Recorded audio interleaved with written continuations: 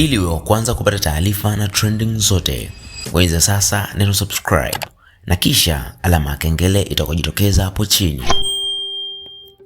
Kwa mara ya kwanza kabisa Diamond ameweza kumpigia video call mke wake kwa maana ya Zuhura ama Zuchu.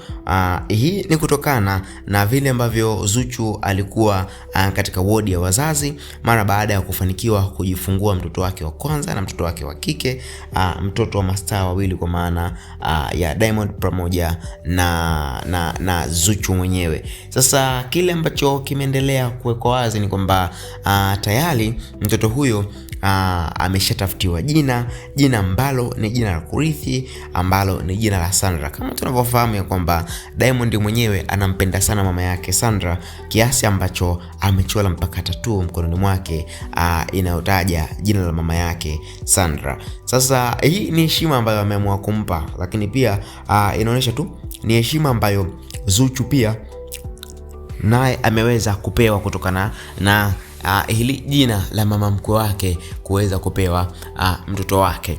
Lakini pia kubwa hasa ambalo linaendelea ni kwamba Diamond anaendelea kuonekana mwenye furaha sana mara baada ya taarifa hizi kuenea na kuthibitishwa kabisa kwamba tayari Zuchu ameweza kumleta duniani mtoto wa kwanza wa kike wa kwake, lakini pia atakuwa ni mtoto wa pili kwa Diamond Platnumz mara baada ya mtoto Tifa, mtoto wa Dhari pamoja na Simba la Masimba.